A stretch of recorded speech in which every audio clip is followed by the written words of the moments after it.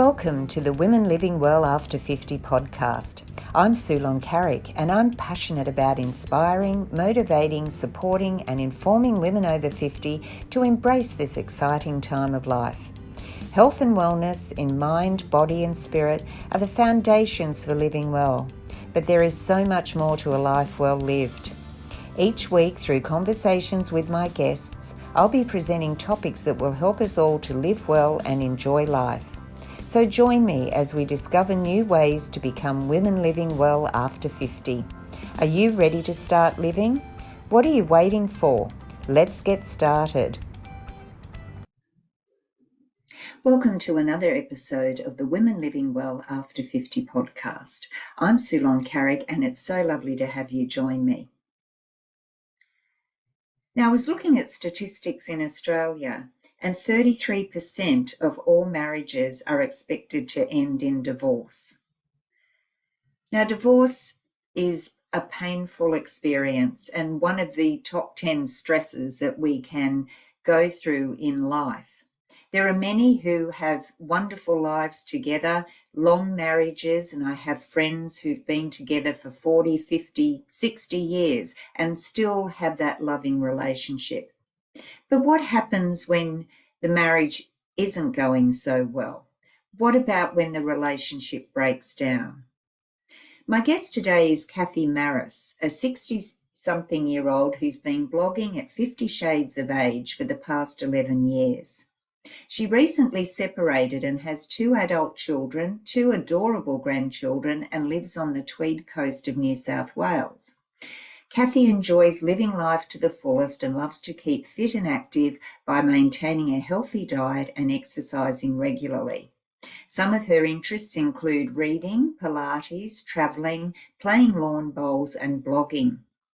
Kathy works part-time as a freelance writer, but her real passion is travelling and photographing brilliant destinations both within Australia and overseas, and then writing about it.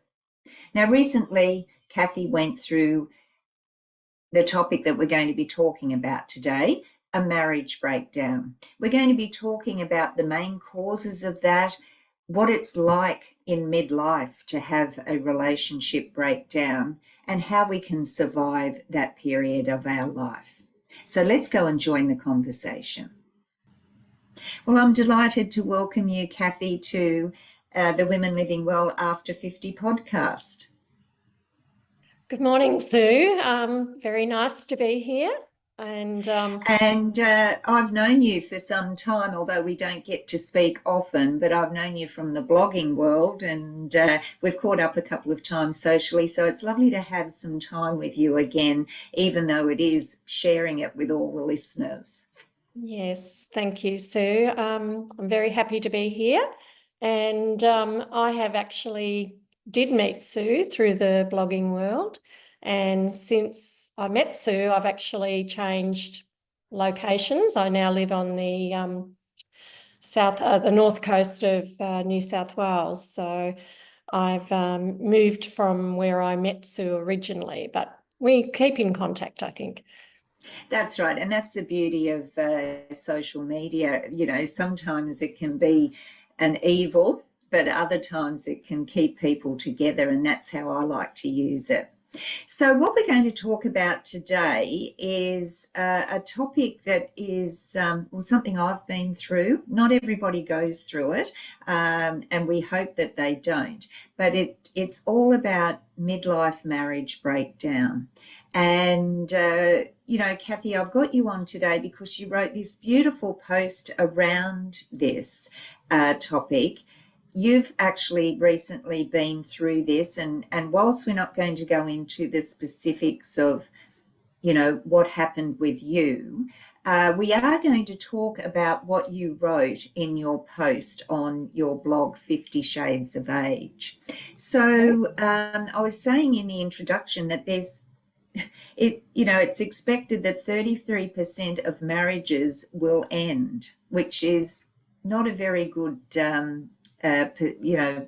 statistic, and that's just in Australia. And divorces are about 2.4 per 1,000 people. So I'd like to talk about the main causes now, because there are quite a few relationships that you see lately where they've been together for many years. And you sort of go, oh, I wasn't expecting that, because they might have been together 40 years, 50 years. And it seems to be that there are more of those relationships that are changing now. So I'd like you to have a talk about a little bit about your experience, nothing specific, but what you feel the main causes are for this midlife marriage breakdown. I think as people get older, I think it's possibly more about the empty nest syndrome. So when your kids leave home and then eventually you retire, which I am retired now, I think you start to spend more time with your spouse, and I feel that then the problems surface because you are spending more time together, and then you're probably looking outward towards maybe starting some new hobbies and interests. And if your spouse if you don't share similar hobbies or interests, you become a little bit, I think you become a little bit divided. And then you spend a lot of time pursuing your own interests rather than combining and sharing those interests. And I think that this was what happened to me in a lot of things. And then I think also another issue is money. I believe that when you retire, you do have a budget, and you do have to watch what you spend because you want your money to last you into your golden years and beyond. So then decisions about money can become between you, where one wants to spend money on, say, holidays, the other one wants maybe to buy new furniture for the home or a new car. So a lot of things like that can also divide you. And I think in some cases too, there's a loss of passion in the marriage. So you no longer want to maybe be intimate or spend time together as lovers. And then also there can be a loss of communication. And I think communication is probably a big cause as well, is just not talking to your spouse. And it gets to the point where you just don't talk. And it's like living in, they call it the empty shell marriage, where Yes. you're just living together. It's like you're sharing a home, but you're not sharing any interests, and you're not really talking about much. And when you do talk, you argue because your interests have just become so completely different. Yeah, and I think too, talking about the interests and also from a point of view of when you retire, because you talked about the empty nest syndrome, which hits us all. And I always say to my children, look, don't invest everything into your children. You've got to nurture your relationship as well, because one day the children are going to grow up and you're going to be, then you turn to the person that you've been married to for so long and you go, oh, who are you, sort of thing. So, that's something that happens, that can happen. But also when you retire, we've had our different careers, or might have been a stay-at-home person and the other one goes to work, or both of you have had careers. When you retire, it's a new ball game. And I think from a personal point of view, an individual's point of view, you're trying to cope with this new change in life. And if you haven't planned that and haven't communicated with your partner what you want from it, that's when problems can arise. I think because I've had my blog going since 2012, and in the early days of my blog, I did get a lot of opposition to it because in the beginning, I did write about a few personal issues, and it touched a few people, and they said, "Why did you write about that? You're writing about me." And I know my ex didn't like a lot of the subjects that I wrote about. He didn't like, I think he didn't like the fact that I was putting myself out in the world as a blogger as well. That was always a bit of a bone of contention. But really, the blog has been the thing that saved me from when my children did leave home and I was suddenly, what do I do now? The blog saved me because it gave me a whole new interest. But the problem when one partner in a relationship pursues an interest, then in a lot of cases the other one misses out because they're not pursuing an interest. Yeah, there's a fine line, isn't there? Because you want to do things together, because what's the point of being together if you don't?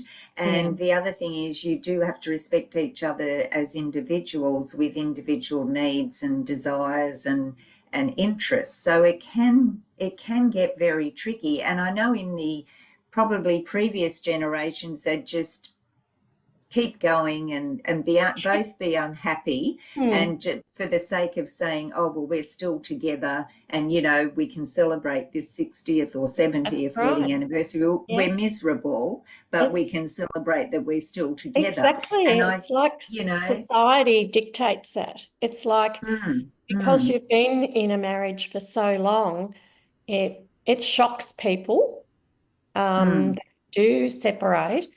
And a lot of people said to me, why would you separate from your husband after 40 years of being together? And then I had other people say to me, good on you. I've been in an unhappy marriage for years, but I'm not brave like you. Like I can't leave him because I wouldn't know what to do. And no, a lot of that's women right.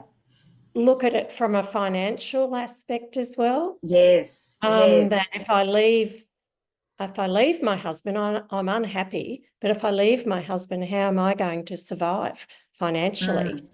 And that was something. Sorry, continue. oh, well, I'm just saying, of course, when you leave a relationship, or it's generally a 50-50 split, and you only end up with half of your assets or your savings or whatever, and that can impact on your standard of living. And I think a lot of women probably think about that and think, gee, you know, I may not have enough money even to buy my own place. So That's right. And that you know, how stops a could I lot. do this? Yeah. Yeah, So I think yeah. a lot of people stay in what I call empty shell marriages because number one, society dictates that. They don't want to upset anyone. They don't want to upset their kids or their grandchildren. And number three, they financially, they can't see a solution. So persevere. Yeah, I recently had a guest on the podcast who's a financial planner, actually here in Brisbane, and she's written a couple of books, and one of them, she specialises in financial planning for women. And what she was saying was that a lot of women go through divorce or separation, but they don't look at the finance, they don't get advice from a financial point of view before they do that. And sometimes, you know, and this is still the case too, where sometimes the one partner has the total control of the finances. And, you know, she was saying that, you know, it's always good to have a little account of your own just in case something goes wrong. But there's all these hurdles you have to go through. And when you're going through the stress and the trauma of that, you know, a divorce or separation, you're not really thinking clearly, and it's difficult. You know, you're sort of too stressed out to think about all these other issues that you need to. So, you know, it can be such a stressful time. And, you know, the thought of this empty shell marriage, I was I think it is a shame that that some people don't feel, for whatever reason, they might not be able to leave, as you say, financially or whatever, or they don't have the courage or what. But it's a shame to see both people unhappy, because we only get one chance at life. And, what's the point of going on for another 20 years if you're just so miserable in that relationship? That's right. That's right. And also it would be difficult being in that empty shell marriage, because you're still living together and you've still got to communicate in some way, but there's that underlying hostility or resentfulness or something. Yeah. I just think that I think it's like, I'm a 1950s. I was born in the 1950s, and I think there's a bit of a 1950s mentality too. In some relationships, I'm only just generalizing. And the man he still wants to be the breadwinner, in control of the household and all the expenditure and any financial decision.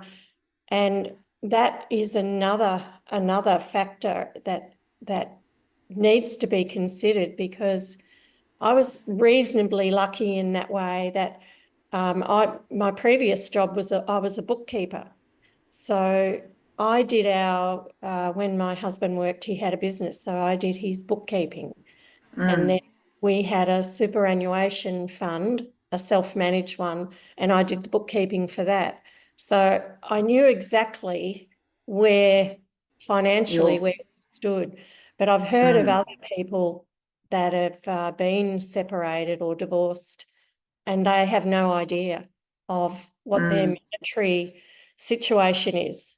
And so they leave the marriage not knowing that what they've got in assets or cash, because they've never been, or maybe a lot of them haven't been interested, but in some cases, some of them have just never been allowed to know what's going on financially in the marriage. So I was reasonably lucky in that regard, but I have sought the help of a financial advisor, because we had a share portfolio, and I had no idea about that. That wasn't my niche, and I just didn't know anything about shares. So I've kind of had to learn. I've had to do I'm trying to educate myself how the share market works, and because that's going to be a big part of my my financial existence from here on, is with those shares. That's right. So there's that responsibility to yourself, that you have to learn these new things, in order to make sure that you are okay. Now, we talked about people saying, good on you, and I just wouldn't have the courage to do that, because it does take courage, doesn't it, to say, yep, okay, this is what I'm going to do. This is a major life decision.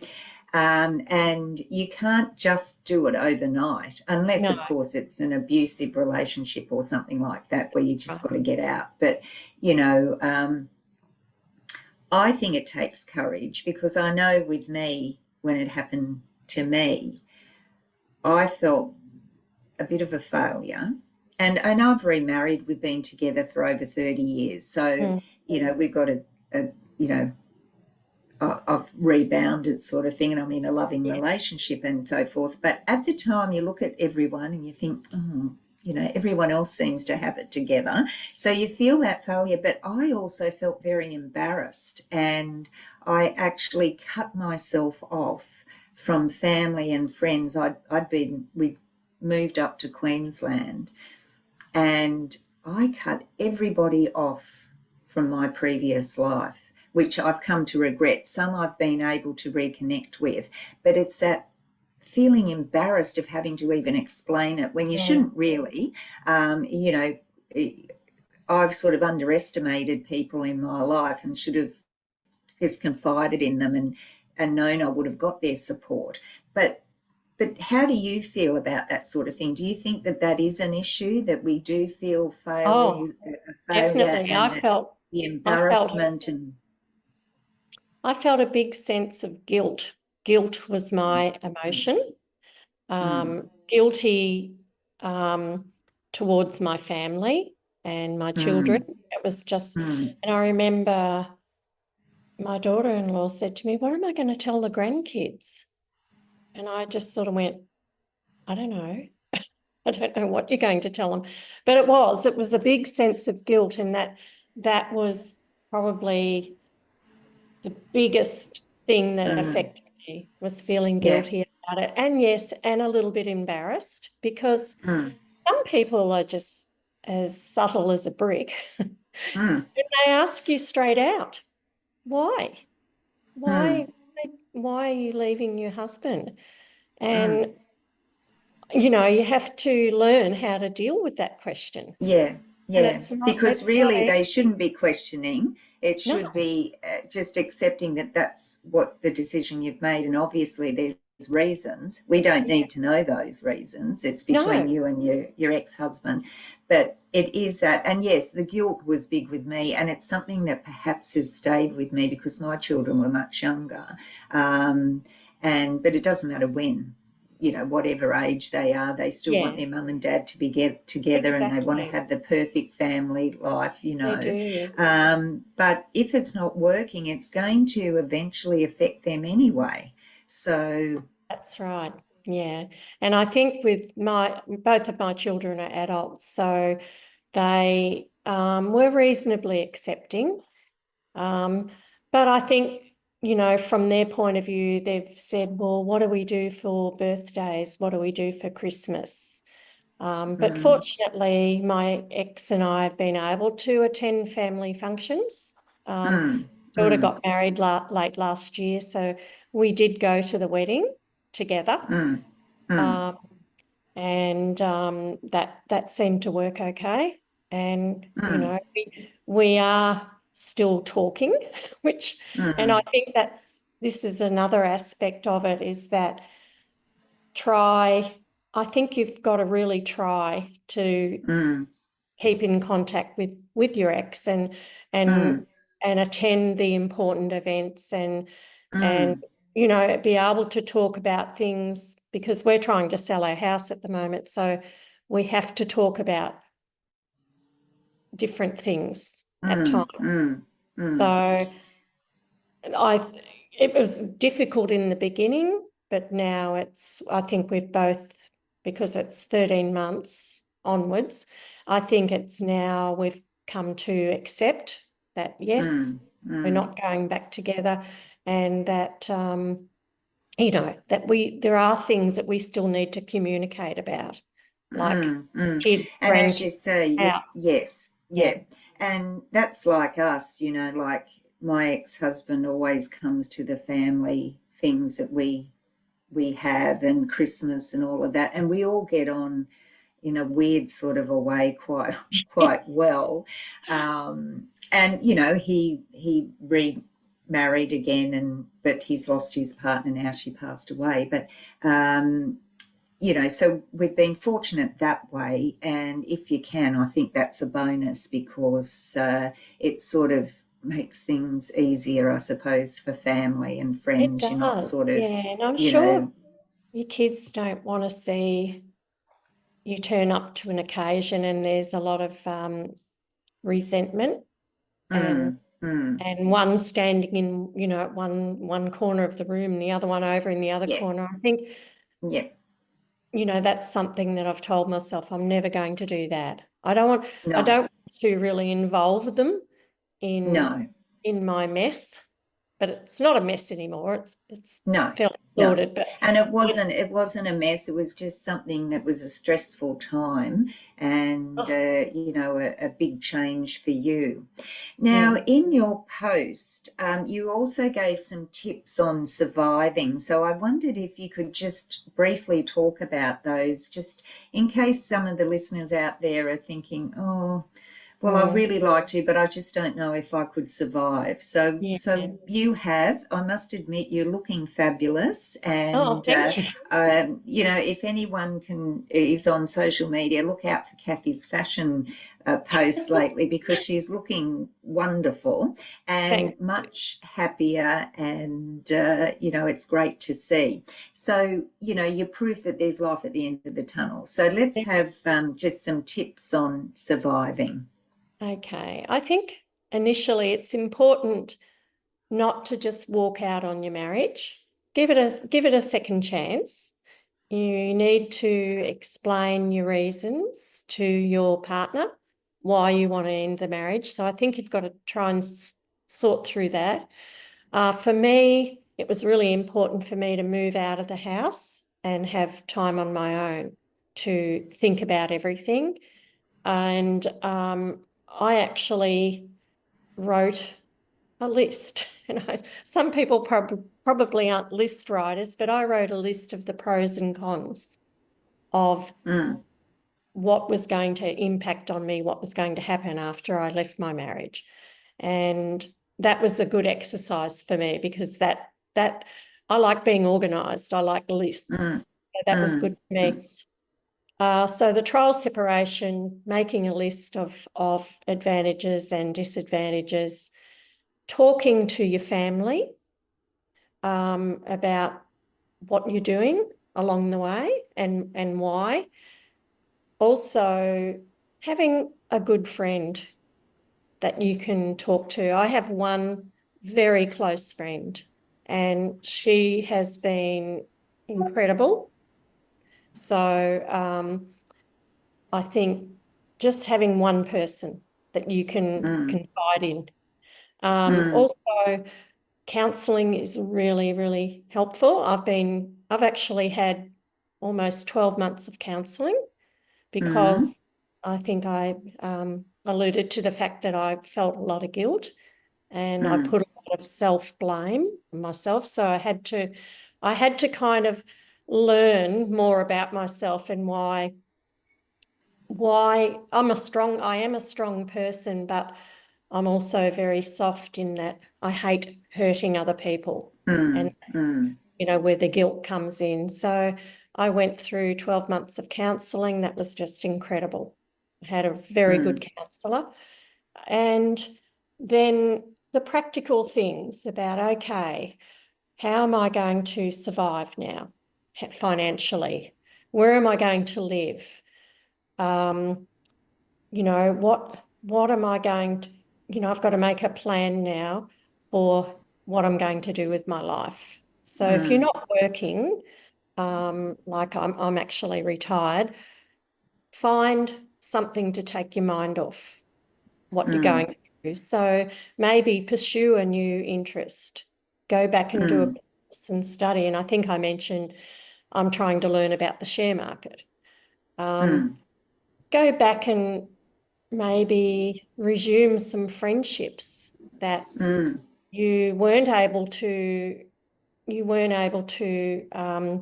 do because of where you were at in your marriage. So resume friendships.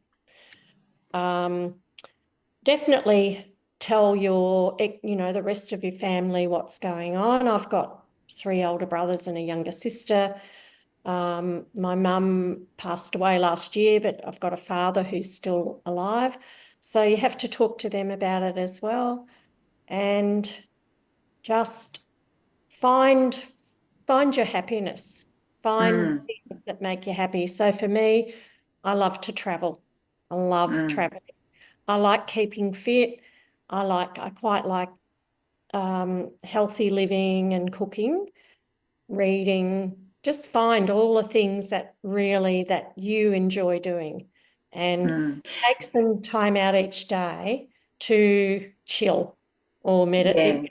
If you're into meditation, do that. It's really important to take time to relax and reflect. And I think it's also a period too where you want to get the basics done, but also starting to get to know yourself again and to be comfortable with your own company rather than, you know, and you're just getting used to being on your own and being independent and doing those sort of things.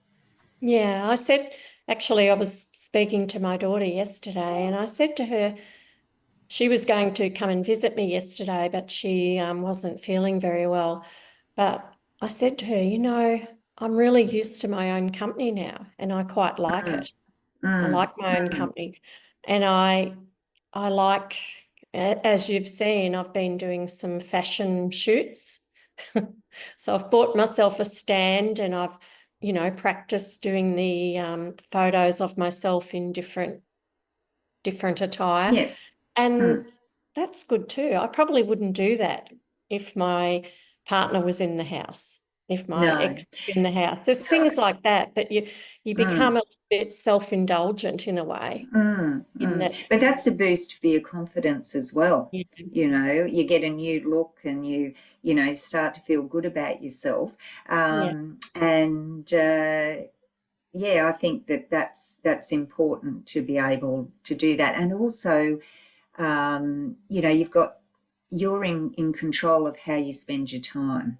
You're not having yeah. to sort of be, oh well, will I do this or I better not or whatever. So, Mm, and I'm not putting down relationships, you know, it's great, but if you're going through this period, you need to be sort of nurturing yourself and your needs. that's right. Now, I'm conscious of the time, but just a couple of things I want to talk about. The one was in an experience that you went through with people gossiping, Oh my because goodness, you know, yes. especially women, they can't help themselves, can they? No. And we're so quick to judge and point at everyone else Oh and not look yeah. at who we are. So how do you cope with that sort of thing? I think that comes in with the embarrassment part for me. It does, yeah. Initially, I'm actually a member of a bowls club, and I'm secretary of the club. So initially, a lot of people came up to me, and like I said, some of them just have absolutely no subtlety at all. They just come out and say, "Oh, what's happened? Why aren't you with your husband anymore? Why? Tell me why." And so my answer was, it's personal. Mm, It's 2 words. It's personal. mm, And then mm, that would mm. stop them. Yes, And I think you've just got to have a really brief answer. And I that's a wasn't good being idea. rude.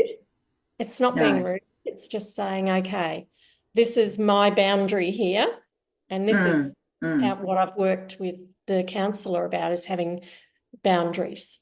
So mm, respecting your own boundaries and what you want to divulge about your personal life. mm, And mm, that was my answer. mm. So you just need to be prepared with a good comeback. Yeah, that's a good one, because you will be put on the spot and you don't want to be sort of making excuses for a decision that you've made, which is right for you, and really has no bearing on them or any of their business anyway. But just being able to say that it's personal shuts them down. And, you know, I think, how do you also go when you've had joint friends? You usually find that when you have a relationship split, they feel that they have to choose. They can't be friends with one, Oh, or, you yeah. know, That's interesting, because I moved to the Gold Coast, and I met my ex fairly soon after. And so his friends, or the partners of his friends, became my friends.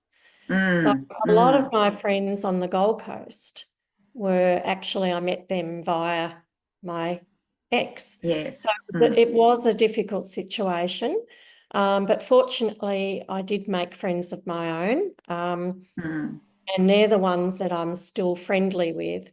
The other people, I've kind of let them go.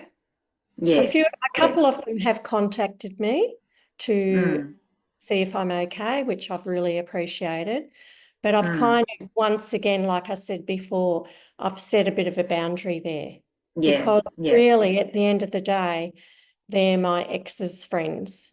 And so Yes, and you can without get being into a rude, situation, yeah, where if they're with you, they want to know the ins and outs, or they might be telling you all about what's happening in his life and vice versa, and you don't need that. And if no, they haven't been that close, it's probably easier to let go of that. And then just, as you say, once you get out, and you can start meeting people. And there's even those meetup groups and everything where you're not looking for a partner, you're just looking for, people to connect with. yeah, So, what's the future plans? Let's look at some right. fun Um, and positive a lot of things for traveling for you. me, actually, a lot of Yeah, travel. yeah. At the moment, we're trying to sell our house. So after this house is sold, I have to find a place to live. So that'll be fun. I'm going to find a 2-bedroom apartment. I'm just going to stay Mm, in the town where I live at the moment because mm, I love the sense of community here. I've made a lot of new friends. mm. So that's exciting, is looking for a new place to live. Yes, yes. But I've actually got 2 trips organised. So this year I'm doing the Europe trip, which I talked to you before we Mm, came mm. on air. And then next year I've booked a women's group tour to Sicily in Italy, Oh, and beautiful. Mm. going to spend a bit of time in the south of Italy. Oh, Um, lovely. yeah, so That's that's where my 2 trips I've husband's got from. planned. So, Oh, yeah, right. yeah. There's a lot of single women groups now that are forming for travel. So even though you might want to go on your own, you don't have to be on your No, own. You can go in the group, which I think's a great idea as well, because not everyone has the courage again yeah, to be able to just take off on your own and do your own thing. And it's also nice if you're traveling with other people. it So is. Yeah. there's, lots of those groups starting up, particularly for women. I don't see too many for men, but a lot of No, women are doing that for one thing or another, whether it's been divorced or widowed or they're just single. It's really good to see. So it's good that you've got these plans, because it's a new life for you, a new yes, phase of life, and you are in control of that, which that's is right. reassuring, isn't it? So it's been lovely chatting to you today, Kathy, and it's been wonderful, because I know that your comments will resonate with a lot of women who might have been through that experience, or are, wanting to do something but they're not sure how. So I'm sure that they're going to be reassured with that.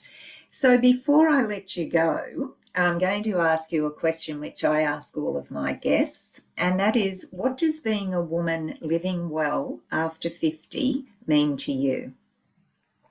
Oh, I think it's a whole new life. And it's I think it's very liberating, actually, being over 50. I think you start to care less about what people think of you. And I think you become more accepting of yourself and how you look. I really do. I think for me, it's been liberating, finding out who I am and what I want in life. And what you're capable of. That's right. Yeah, great Yeah. answer. Well, thanks again, Kathy, for joining me. I will be putting all the links to your blog and your social media pages, because apart from dabbling in your fashion now, you've got lots of travel articles on there, and people can also follow you on your upcoming travels and that sort of thing. So once again, thank you for joining me, and I really appreciate you sharing your story. I hope that we didn't get too personal there, but it was great that you felt you could talk to me about it all. Okay. Thanks, Sue. Thank you for having me. I was very happy to share. Well, that was a great conversation that I had with Kathy Marris of 50 Shades of Age, sharing with us her experience of a midlife relationship breakdown of her marriage, how she survived that, sharing the tips with us on if you're going through a similar situation, on how you can get through that, such a major change in your lifestyle. So I hope you've enjoyed the conversation and that you'll share it with a friend. Remember to follow Kathy on her blog and her links. And until next time, remember to live well, enjoy life, and most of all, be a woman living life your way. Bye for now.